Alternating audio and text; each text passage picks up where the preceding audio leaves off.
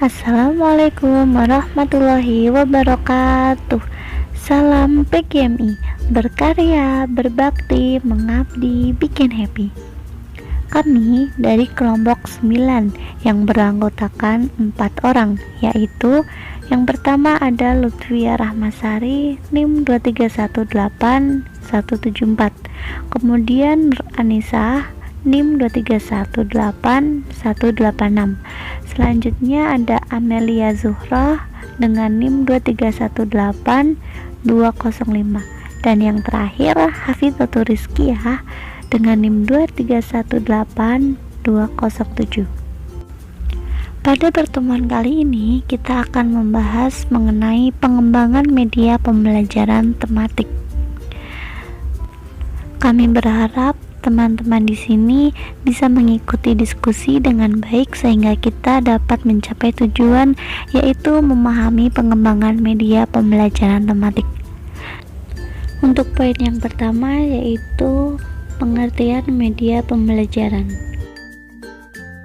Media pembelajaran merupakan semua bentuk fisik yang digunakan pendidik untuk penyajian pesan dan memfasilitasi peserta didik mencapai tujuan pembelajaran.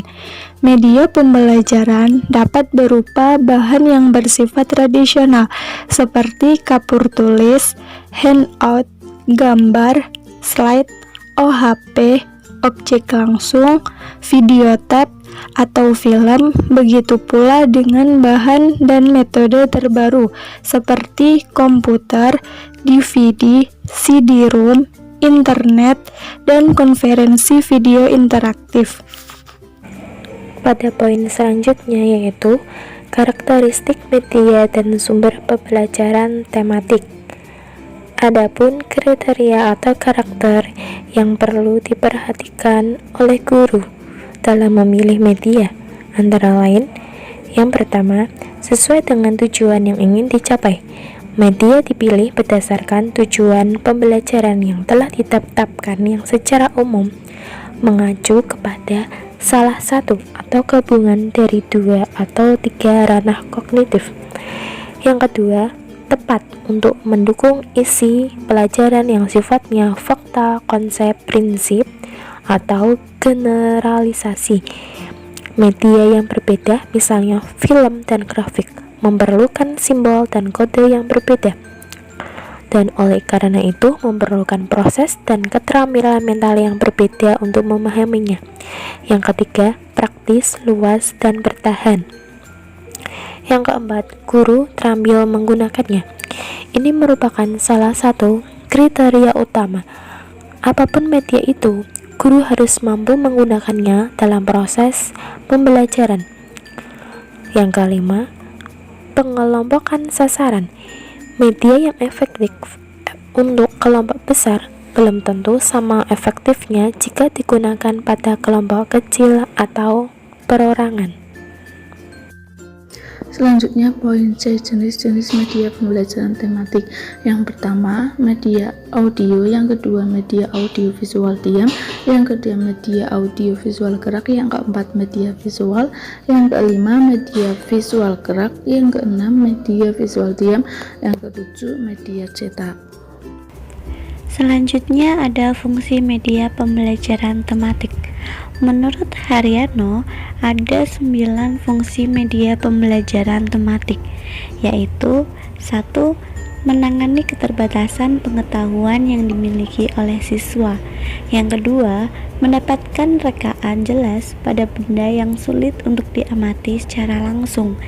Poin yang ketiga, membuat adanya korelasi langsung antara siswa dengan sekitarnya.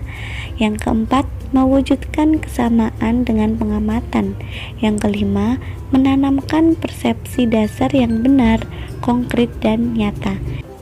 Yang keenam, menimbulkan dorongan dan minat yang baru. Yang ketujuh, memunculkan motivasi serta merangsang siswa untuk belajar. 8. Memberikan pengalaman dan pengetahuan yang utuh dari konsep nyata sampai ke abstrak.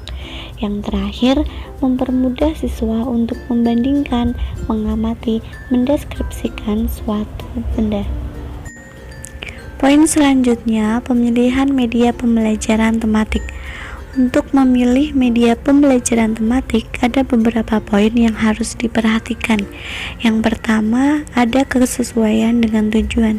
Jika kita ingin memilih suatu media pembelajaran, harus disesuaikan dengan tujuan yang ada di RPS atau yang kita buat. Kemudian ada kesesuaian dengan materi pembelajaran. Nah, kesinkronan antara media dan materi pembelajaran itu adalah hal yang sangat penting dan benar-benar harus diperhatikan. Kemudian kesesuaian dengan karakteristik pembelajaran atau peserta didik. Jadi media yang baik adalah media yang bisa diterima oleh peserta didik. Selanjutnya yang keempat, kesesuaian dengan teori. Yang kelima, kesesuaian dengan gaya belajar peserta didik. Jadi sebelum kita memilih suatu media pembelajaran, kita harus mengetahui apa sih gaya belajarnya peserta didik, apakah audio, apakah visual, ataukah audio visual, seperti itu. Kemudian kesesuaian dengan kondisi lingkungan, fasilitas pendukung, dan waktu yang tersedia.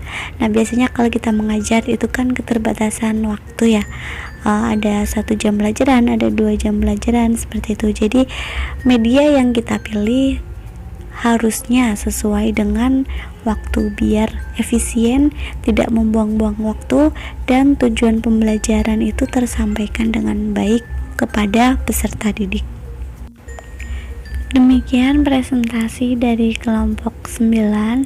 Semoga bermanfaat. Apabila ada kesalahan yang tidak kita sengaja, mohon dimaafkan. Sekian dari kami. Wassalamualaikum warahmatullahi wabarakatuh.